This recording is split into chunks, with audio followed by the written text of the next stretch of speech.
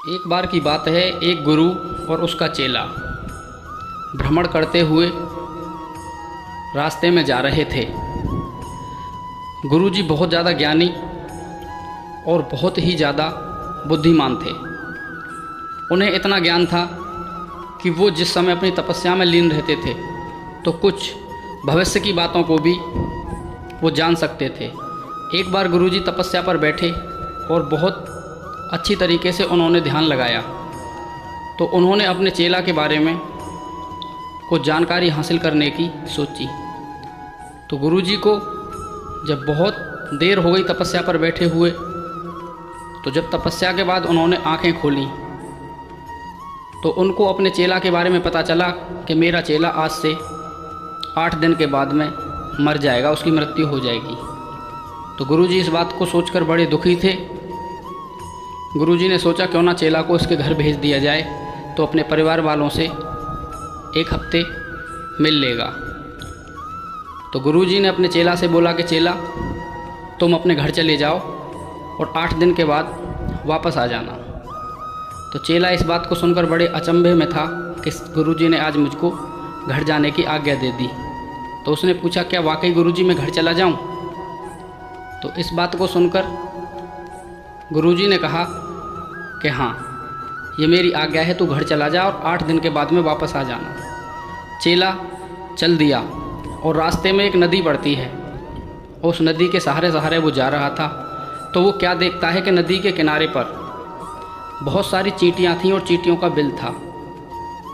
चींटियाँ इधर उधर घूम रही थीं और चेला इस चीज़ को देखकर बड़ा खुश हो रहा था और सोच रहा था कि इनका भी जीवन कितना मस्त है। थोड़ी देर के बाद में क्या देखता है कि नदी उफान पर आती है और ऐसे लगता है कि जैसे पानी का बहाव कुछ तेज होने वाला है।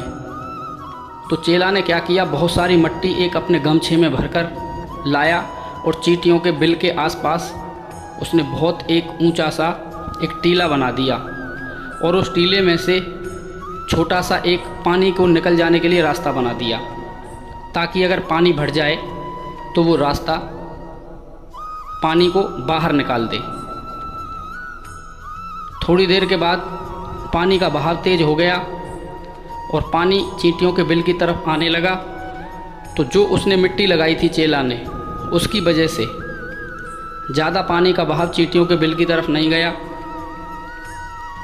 और चींटियाँ सुरक्षित बच गईं। चेला अपने घर चला गया।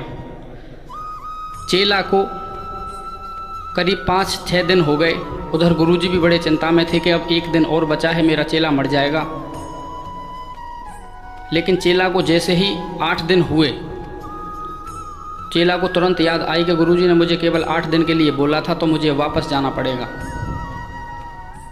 चेला इस बात को सुनकर गुरुजी की तरफ ध्यान लगाता है और वापस अपनी कुटिया की तरफ गुरुजी के पास चल देता है। गुरुजी बड़े दुखी थे। वो सोच रहे थे कि अब तो चेला आएगा नहीं, क्योंकि चेला की तो मृत्यु हो गई होगी। लेकिन थोड़ी देर के बाद में क्या देखते हैं, एक आदमी दिखाई देता है। जब वो आदमी थोड़ी गुरुजी की तरफ आता है तो गुरुजी को पता चलता है कि ये तो मेरा चेला है। गुरुजी इस बात को देखकर बड़े प्रसन्न होते हैं।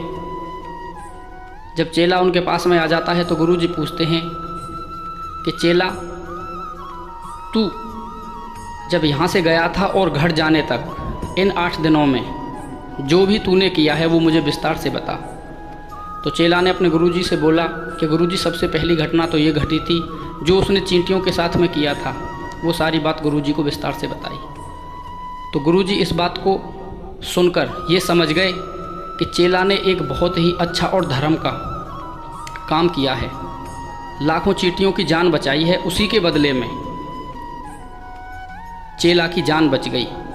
तो चेला पूछता है कि गुरुजी, आप मुझसे ऐसा क्यों पूछ रहे हो? तो गुरुजी उससे बोलते हैं कि चेला, मैंने भविष्य को देखा था, तू आज के दिन मरने वाला था, लेकिन तूने ईमानदारी, नेकी और चींटियों के जान बचाने का जो काम किया है, जो तूने पुण्य का काम किया है, जो अच्छा काम किया है, उसकी बदौलत तेरी मृत्यु टल गई। और चेला, इस बात को याद रखना कि कर्म कहीं ना कहीं वापस लौटकर अवश्य आता है। दोस्तों, ये कहानी हमको ये शिक्षा देती है कि हमें किसी के साथ पुण्य करने के लिए बहुत सारे पैसों की ज़रूरत नहीं है। हम किसी के साथ अच्छा कर सकते हैं तो उसका हमको अच्छा ही परिणाम मिलेगा। कोई इंसान अपना रास्ता भटक गया है, हम उसको अच्छे मार्ग पर ले जाकर छोड़ दें, ये भी एक पुण्य का काम है। कोई व्यक्ति डिमोटिवेट है, वो काम करना नहीं चाहता, हम उसको मोटिवेशन देकर उसके काम की तरफ उसको ले जाएं, वो भी हमारा एक पुण्य का काम है। कोई व्यक्ति भूखा है, हम उसे रोटी खिला सकते हैं, ये भी एक पुण्य का काम है और मदद का काम है, नेकी का काम है। कोई भी व्यक्ति दुखी है और आप अपने बजट के अनुसार उसकी आप थोड़ी भी मदद कर सकते हो, आप उसको थोड़ी भी सहायता दे सकते हो, तो ये एक पुण्य का काम है। और हर इंसान को पुण्य का काम करना चाहिए, मदद करनी चाहिए। ऐसा नहीं है कि पुण्य का काम करने में और मदद करने में बहुत सारे पैसे खर्च होते हैं। कोई व्यक्ति काम नहीं कर रहा है, आप उसको काम के प्रति समझाओ, वो अपना काम शुरू कर दे, ये भी एक पुण्य है। कोई व्यक्ति बहुत ज़्यादा शराब और नशा धूम्रपान करता है, आप उसको समझाओ और अच्छे मार्ग पर ले आओ, ये भी एक पुण्य का काम है। अपनी तरफ से आप कोशिश करो कि लोगों को आप अच्छा रास्ता दिखा सको, अच्छे रास्ते की तरफ ले जा सको। कहानी के माध्यम से अगर आपको कोई भी मोटिवेशन मिला हो तो वीडियो को लाइक कर देना, चैनल को सब्सक्राइब कर देना। मिलते हैं आगे ऐसे ही किसी और नॉलेजफुल और उत्साहित टॉपिक के साथ में। जब तक के लिए आप सभी के लिए जय हिंद, जय भारत, वंदे मातरम, थैंक यू।